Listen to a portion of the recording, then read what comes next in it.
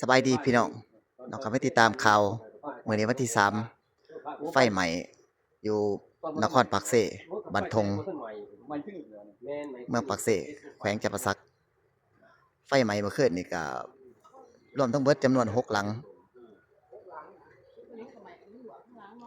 6หลัง1 2 3 4 5 6ทั้งเบิ่งนั้น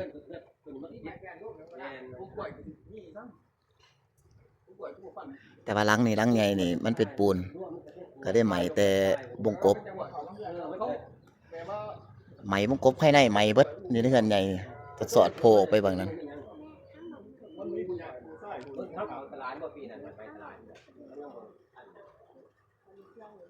สาเหตุนี่จักเกิดย้อนหยังเนาะอันนี้ก็บ่ทันรู้คักแน่ว่าซะบ่ทันรู้ข้อมูลจำนวน6หลังไหม้ขึ้นนี่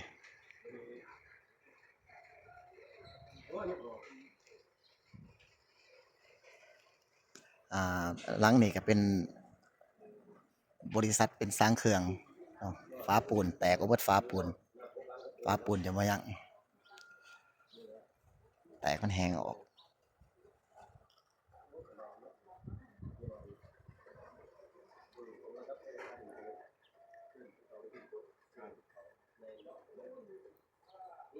แต่บ่มีคนเป็นหยังเด้อพี่น้องเด้อ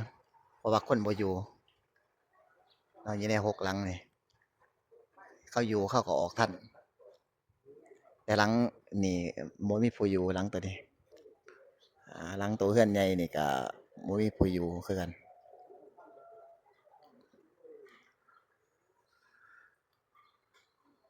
เริ่มต้นไฟที่เกิดขึ้นมาก็เกิดขึ้นมาจากบนหลังกลางหลังสีแดงแต่ก็บ่ฮู้ว่าเกิดด้วยสาเหตุแนวใด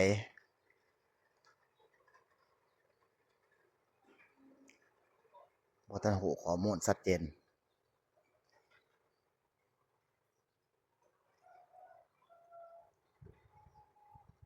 ฝากเป็นกำลังใจเด้อพี่น้อง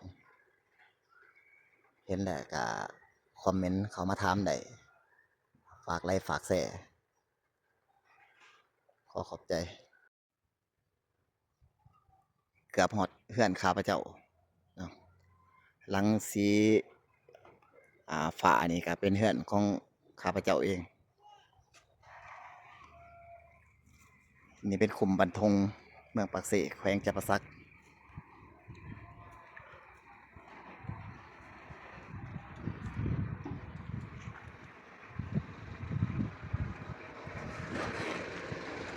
เพราะว่าแถวนี้มันมีแต่เรือนใหม่เบิดเรือนใหม่แน่เรือนเก่าแน่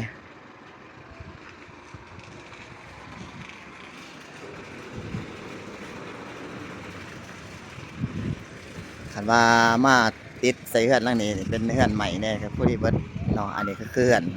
ของข้าพเจ้าเองแม่นเบิดจนฮอดพุ่น3หลังเรือนข้าพเจ้า